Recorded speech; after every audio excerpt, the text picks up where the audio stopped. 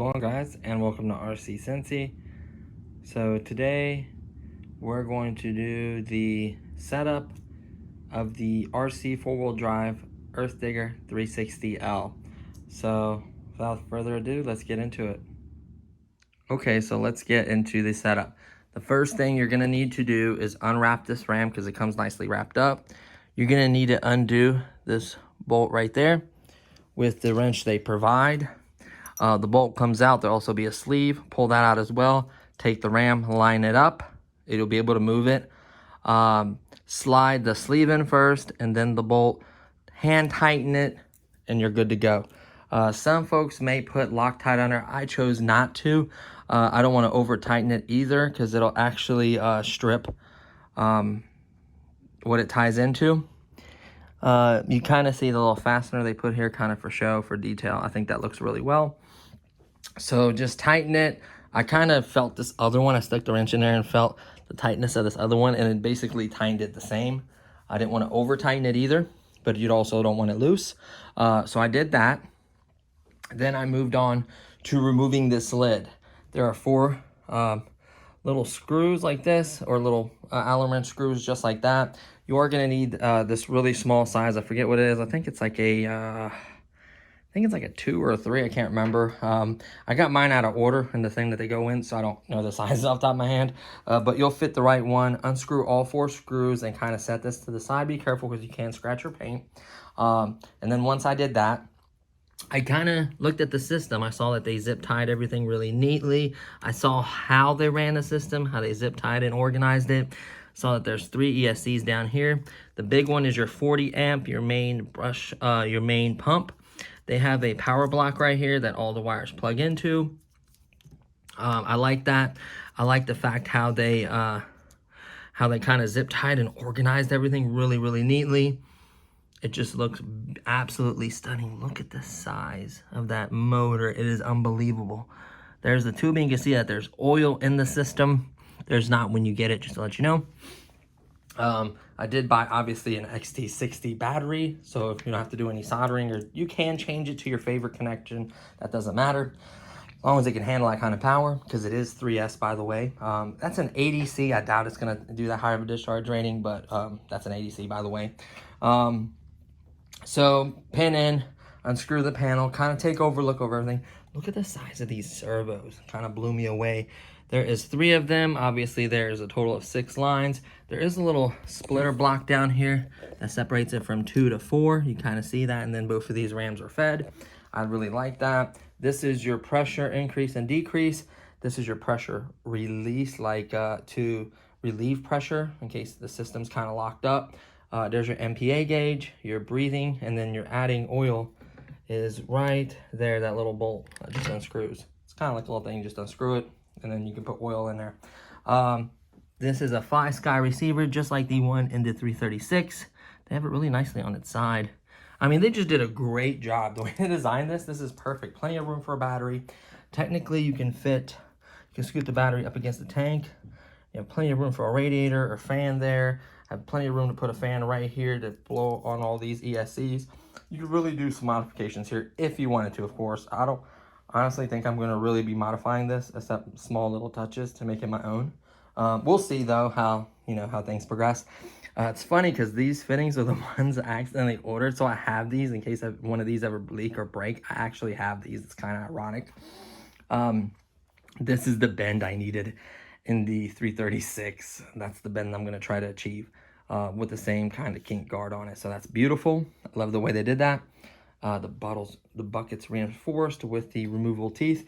But anyways, as far as the setup goes, to do that, then you want to build your little mirrors. It's 3 pieces. This bottom piece, the arm, and then the top part, and then obviously the glass piece that just double-sided sticky tape in there. That's it. Once you place it, a little dab of super glue here, a little dab of super glue there, just to keep it from moving too easy on you. That way it doesn't, like when you're driving, it doesn't like shake and move. Same thing with the other side, very easy to assemble. And then there's just this little, I guess like a tinted moonroof or whatever piece that you just have to wipe it, and then it's double-sided. It has a piece of sticky sheet on there, and you just press it down and you're golden. That's very easy. The lights themselves have no wiring or lights in them, but they have these little caps. You do want to put them in so there's not just a hole. It looks kind of silly. They just kind of snap into place and do not come out. Obviously, you can push them from the other side with a tool. You can push them back out. That's where the light kit would go. That there is a RC four-wheel drive light kit that is made for this. I just popped in these so it doesn't look silly with no light covers in there, right? That looks much better. These ones were already written up here. So I think the light kit comes with 1, 2, 3, 4, 5, 6, 7 lights. I think one more you could put in the cab or in here, wherever you want. I thought that was cool. So that light kit's not cheap. I think it's like 40 or 50 bucks, something like that. So there is that. The sticker sheet, the Volvo scale sticker sheet is the EC480L Volvo sticker sheet. That should be here really, really soon. That's why I did not put the Earth Digger stickers on her and then the 360L, because this is technically scaled off of 480, EC Volvo 480. L or D, I can't remember which one it is. But yeah, that's what it's scaled off of. So that's what I'm going to do. I want this to be really scale. To me, you can do paint touches up like here, black on the handle. You can do paint like the seat, like paint like the levers black, and just little touches like that will make a huge difference. I did put my character I hinted with in there. Behind your door is where your serial number is. See? They ground it right into there. So that's my serial number for the machine. I thought that was kind of cool. So once you installed your mirrors, your pin, remove this lid, and your sunroof, all you really have left is the stickers. If you want to do that, that's up to you. Obviously, the light covers, pop them in. And then the next thing you'd want to do is fill the machine with fluid. Now, how I did it is I bought Super S hydraulic AW32. This is a premium hydraulic fluid that contains anti-wear and anti-foam additives and rust and antioxidant and corrosion inhibitors. So it's like a really, really nice fluid. They actually have something very similar to this, like a smaller bottle that they sell, and it's AW32 on the website. So it's what they recommend. Technically, they recommend thinner fluid in the winter and thicker in the summer. But I'm just going to run AW32 the whole time. It's really good stuff. They recommend it. They actually sell it on the website. So I went ahead and did with that. So they recommend you getting something where you can measure the fluid. So like a stick or something that's clean so you can dip in there to see in case you can't see to the bottom. They recommend you use this filling tube, which has measurements on the side, which is very important. So the very first time you're going to fill up to 100 milliliters and you're going to pour it all in, which it will fit. Then you're going to start your machine and move your hydraulic this way, that way. You'll hear it. The minute you hear the pump cavitating, like it's starting for fluid, stop, turn off the pump. And they said to add another 50, a total of 150 milliliters of fluid. By then, it should be about close to 45 to 50% full. Then start cycling the pump in, out, in, out. Do that like 6 to 7 times per cylinder, all the way in, all the way out. Watch it when you take this one all the way down, it's going to lift itself up. So have it hang over, however you want to do it. But just make sure it goes all the way in, all the way out several times to allow all the air to escape through the vent. Very, very important. Once you keep doing that, it has anti-foam, so the liquid will settle, the air will come out. Just keep doing that. I did it continuously till basically there was no cavitating, no foam, no starvation of the pump. Then I took my dipstick, put it in there. When I added 150, it was just below half or right at half. I did it with this. I checked the fluid with the cylinders all the way filled, all the way empty, and halfway. And all of it can fit in the tank. And then I added another 15 milliliters, which had it just above halfway, about 60, 65%. That way, if I get on an incline, I'm not cavitating. As I run this and let it like kind of, settle and everything, the fluid may change. Keep continuously checking that.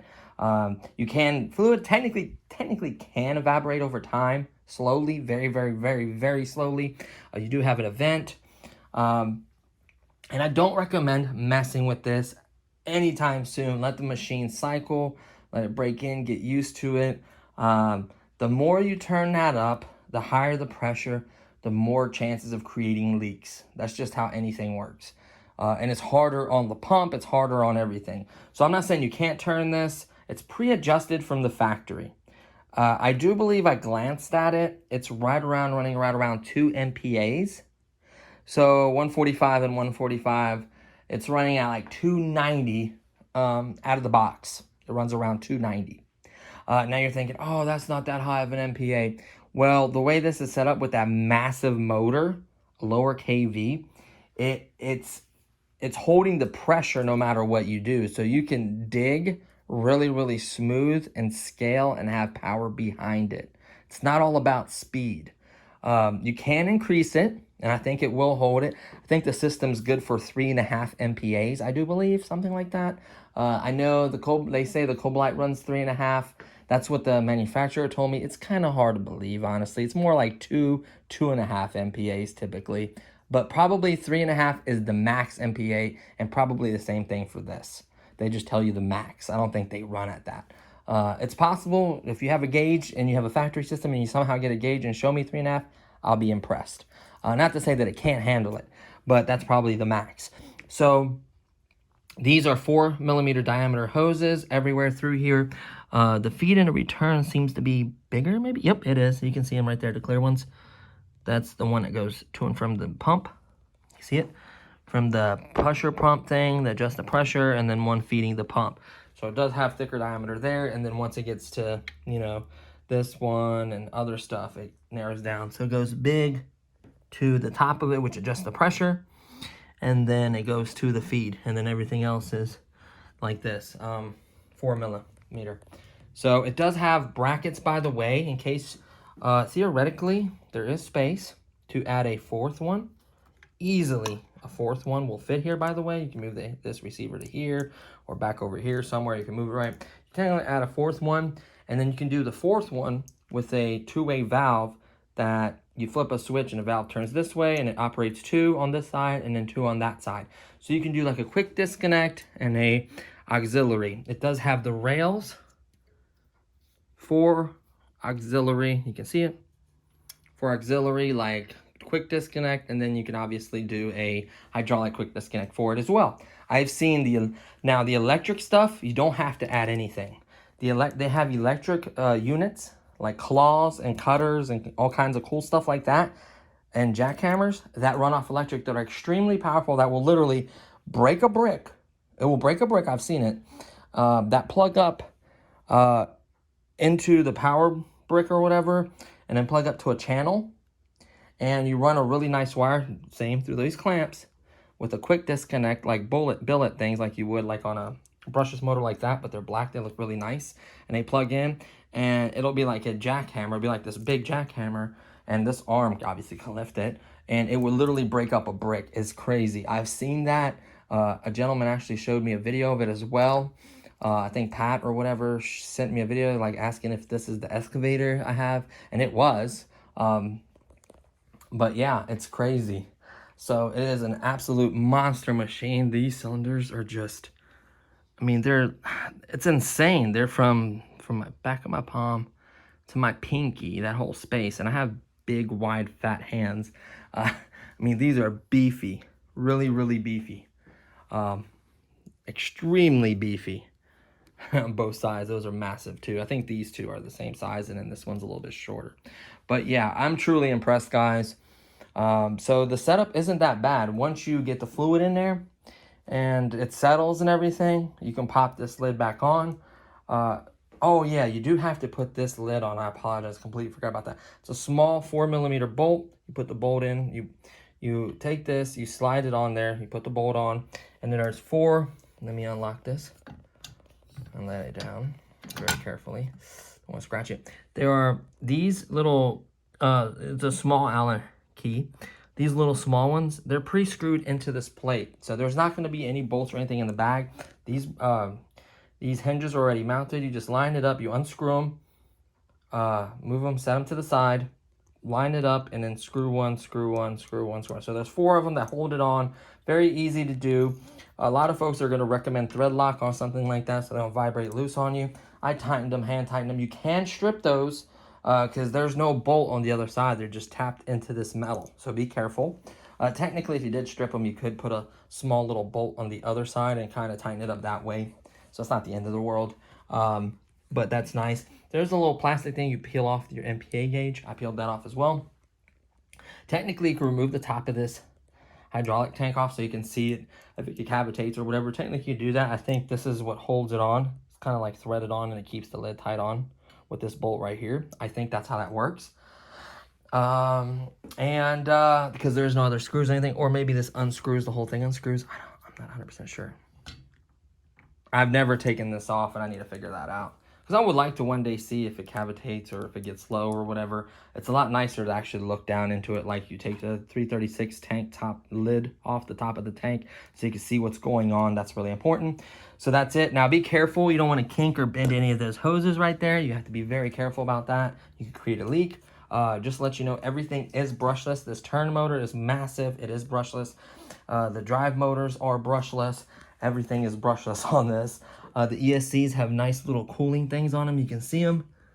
Technically, they're all on right there. You can see the off and on switches. They're all technically on, but they have nice coolers. You can easily put like a row of fans across those, all three of them, which I might do.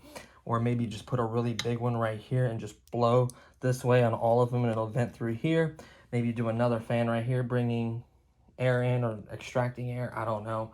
You can technically put a fan right here. Like, you just have so many options. Let me place this how it goes really quickly. I want to be careful so I'm not smashing or bending any of the hoses. You don't want them in an awkward position. So let me set this how it goes. Oh, whoops. I think that's how it goes.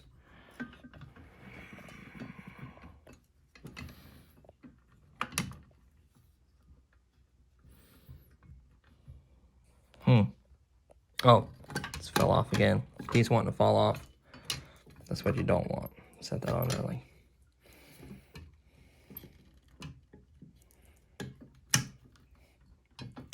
There you go. So that sits on like so, right? And that's all ran under there like that. But yeah. And then just 4 bolts. Very easy. So that's really it. Lights, light covers, this lid, mirrors, pin, hydraulic fluid, and then obviously stickers, which I'm not going to do. Put your driver in there, maybe paint some detail stuff. But it doesn't take really much to get this going. Like I said, you're going to need a few of your own tools, hydraulic fluid, and a battery for sure. But yeah, as far as the controller, it's pre-set up a way I didn't like it. I'm going to be 100% honest with you. It was not cat controls like I like. 336 was out of the box cat controls. That's what I love about it. This is not the case. I think it was in mode. If you go to your controller, which I can show you really quickly. So let me show you this part. And I'll do a separate video for mixing because that takes a second. But we can do it as well. And another thing, with a large pump like that doesn't spool up fast, there is a little bit of delay when you do mixing. I technically have mixing on it already, just because I didn't want to have to turn my pump on just to move the boom to load it or do something like that, right? So let me put that on the stand and let me show you what I mean with the modes. So the machine has to be off to be able to access this. So this is the transmitter. It is the Farshot FS i6 or whatever. This is technically the same transmitter. Cobolite did something cool and put like a their own little graphic on it. I thought that was a nice touch, right? You got to give them credit when it's due. Go to settings, go to system, go to stick mode. So if you notice, look at those. I'm in mode 4. When you buy it, you're in mode 2. So mode 2 is this is your stick, this is your main arm, this is your roll, this is your spin, and this is your roll. That is backwards to me. When you go to mode 4, this is up and down for the main boom, like it should be, like down, and then this should be down, and then that should be up, and then roll your bucket in, roll your bucket out, right? And then this should be your the front stick forward, back towards you, and then forward, right? And then spin left, and then spin right. So all you have to do is put it in mode 4. Then you go to function, you go to reverse, and you reverse only channel number 2, which is this one. So once you put it in that mode, the only thing left to do is the reverse channel 2, because it'll be opposite. Instead of this pulling up, it'll actually go down, and then this would be down instead of up. So once you reverse that channel and mode 4, you're exactly the same controls as the 336 or cat controls, in my opinion. So that's what I wanted. I have this now set up as cat controls. Technically, there was already mixing on this. I'm gonna do a separate video on that because this video is already long enough, because you have to go in and find the channels and then do all that. So we'll explain that in a separate video. But I like this controller. So what I'll do now is I'll turn on the light and I'll back up a little bit and I'll kind of show you how it moves. It isn't the fastest machine, but it's extremely powerful. So my controller's on already. Always have your controller on. It doesn't matter if this lid is not on there tight. I'll screw it in afterwards. So we'll go ahead and plug this up. So technically I already have mixing. I could theoretically start moving it without turning on the pump, but I will turn it on as if you guys had it out of the box, right? So this is, and nothing else does anything unless obviously you add light kit and you make it this, it's lights, that's fine, right? Like this does nothing, that does nothing, and this does nothing. Obviously you can make this your light kit or your rates or whatever you like, right? However you program it. So basically, this is your pump. This one right here is your pump. That is your pump. Simple as that. I've already ran and played with it so much. I don't know how much % of battery I have left. But I'm going to go ahead and run it a little bit for you guys. So let me show you that I switched the controls to cat. So this is up. That's down. This is up. This is your bucket. Roll in. Roll the bucket out. Roll the bucket in. See that? This is stick in. Stick out. Just like it would be in real life. Boom. Bring the stick in like you're digging. This is spin to the left, and then this is spin to the right. So I basically have it exactly like cat controls. How it was not the case. It was completely different, and I'm glad I switched it to this. If you like ISO controls, fine, I'm not mad at you. I like ASO, or I forget what it's called, but technically on newer machines, you can just go in the machine and hit a couple buttons, and it changes the controls. Just like I just basically did in the transmitter. Probably even easier than this. So this thing is a beast. When I mean a beast, I mean a beast. It is, this is full speed, by the way. Look at that. Butter smooth. Look how smooth that is. Continuous, smooth. Having all those controls hitting it at once does nothing to the flow rate of this hydraulic machine. Having a big giant motor like that, low kV, high torque, it keeps that consistent flow through that block. And it doesn't matter. Nothing is stopping that arm. Just like in real life, those excavators run like at 2,000 to 3,000 RPMs, and they just hold that pressure. And then the valve and obviously it's a gas motor turning the pump. This one's just electric. That is literally the only difference. And this thing is a beast. I would not get my hand under there and put this arm down because it will cut your fingers off. Look how smooth that is. Look how smooth I just rolled that. Look at that. Scoop, roll, look at that. Butter smooth. It was, just so smooth. I can't express that enough. The cat was smooth. It was a little bit faster, yes.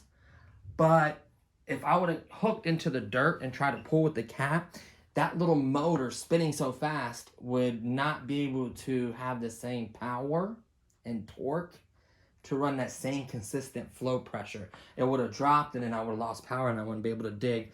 And in certain situations, obviously in topsoil, sand, all that, what I've used it for, that thing's a monster. I love the 336. It has its place.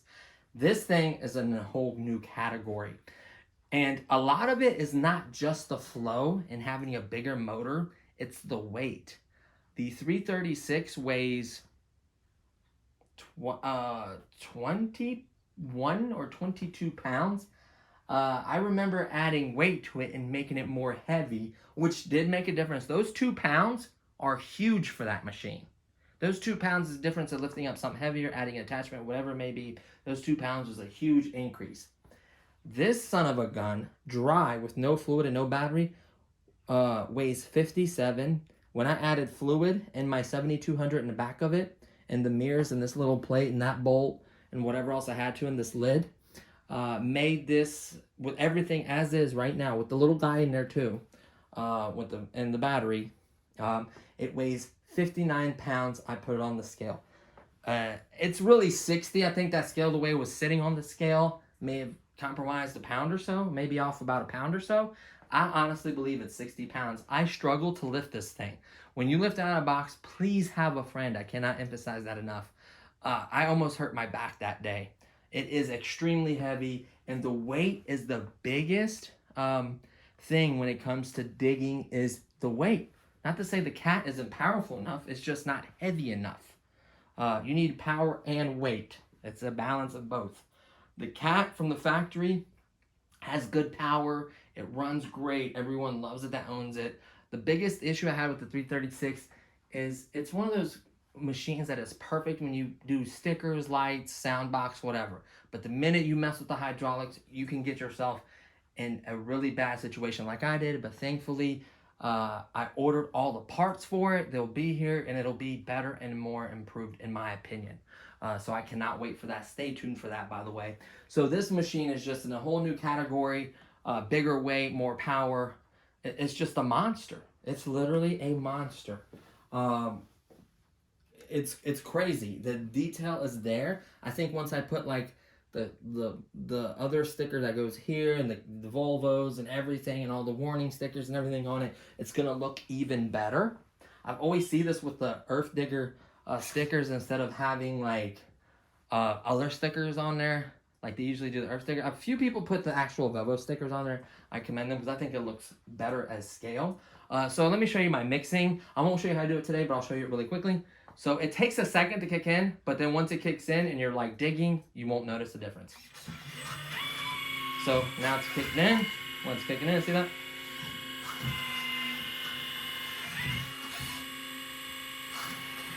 But watch initially. See how it takes a second to kick in, but once it's kicked in and you're moving around and that pump's turning, you're golden. You won't notice the difference. And then obviously you can just flip the switch and it's done. That lower KV just takes a second to start turning. It's crazy. But once it starts turning, it's a beast. So, and here's the thing. Here's the spin on it. It's obviously endless. People say it has a lot of slop to it. And I'm like, oh, that's not bad. That's not bad. You can see it move a tiny bit. There's a fix that's probably going to cost me $1. And I'm going to show you guys that. But I really don't want to open anything on this. I really want it to run as is.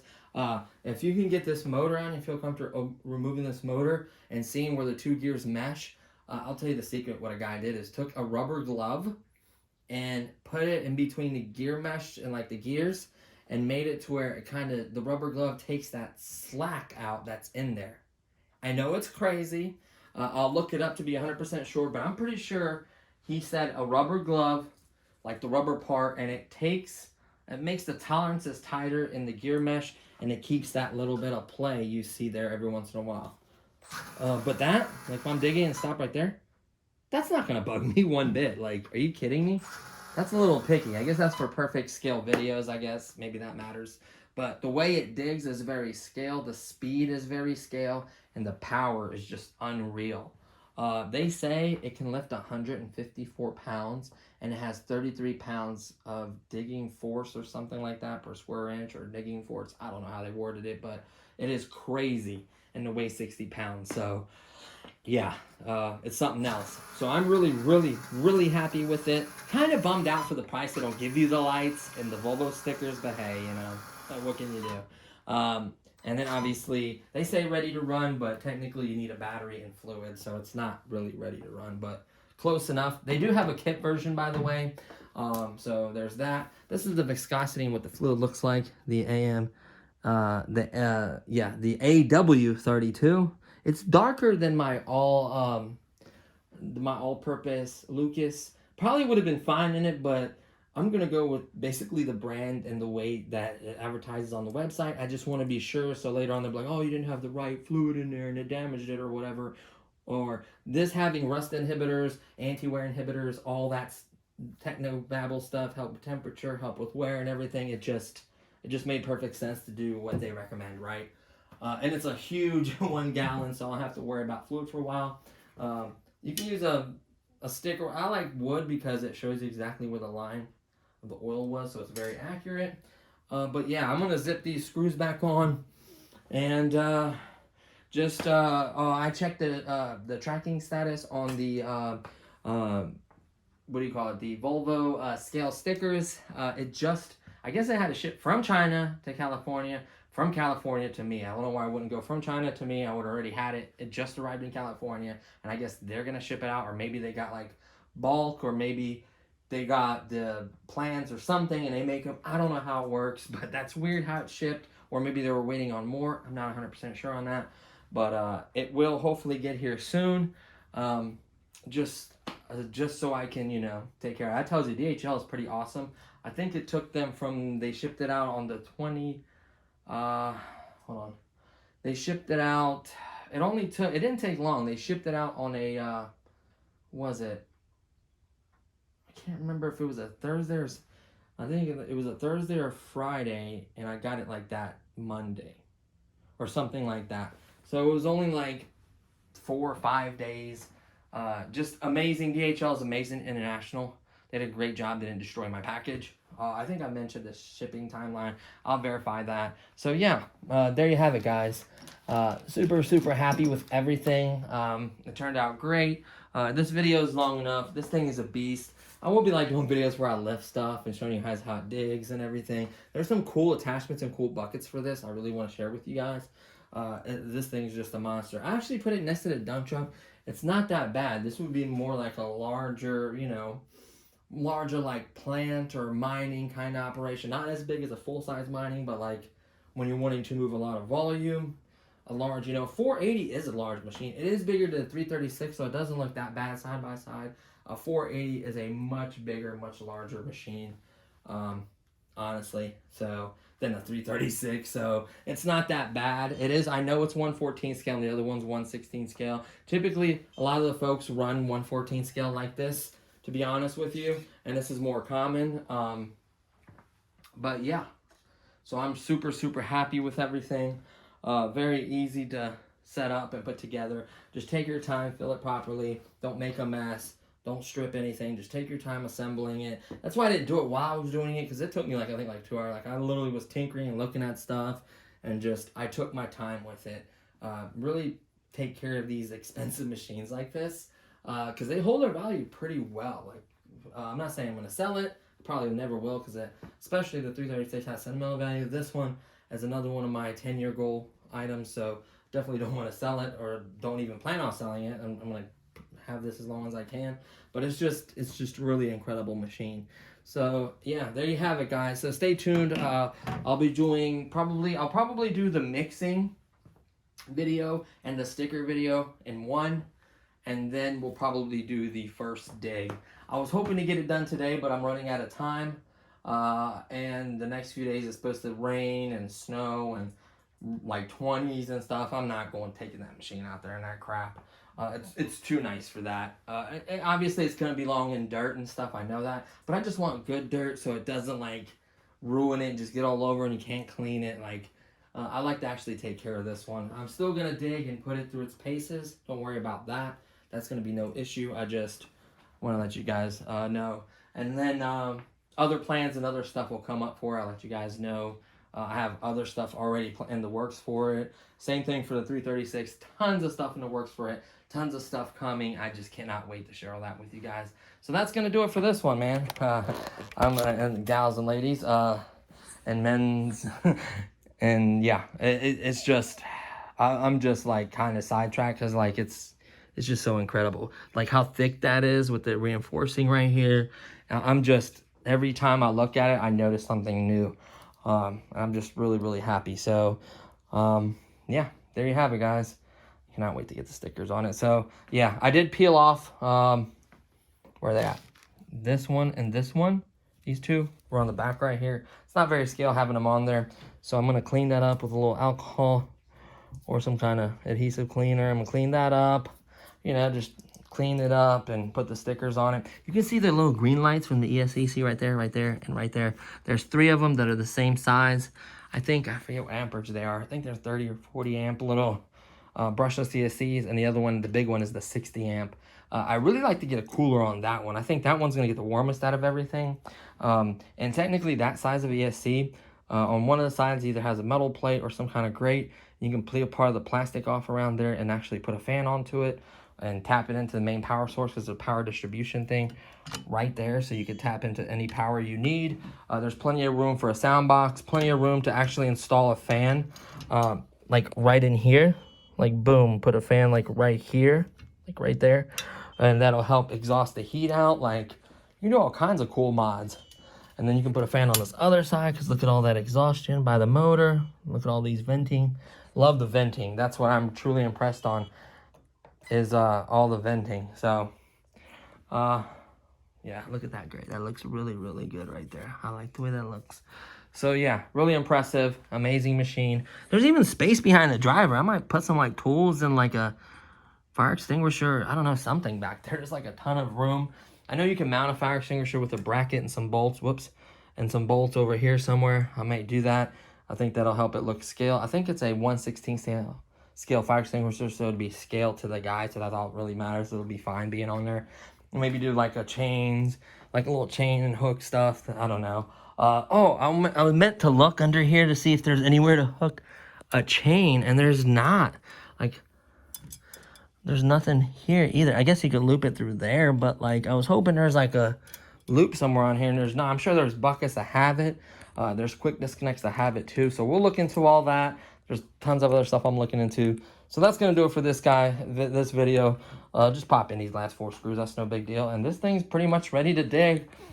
Just waiting on the stickers and to do some good old mixing. So that'll, hopefully by then the weather will pass, and that'll be it. So thanks for watching. This little guy wants to go outside. I got to take him out. So thanks for watching, guys. And hopefully I'll see you guys in the next one.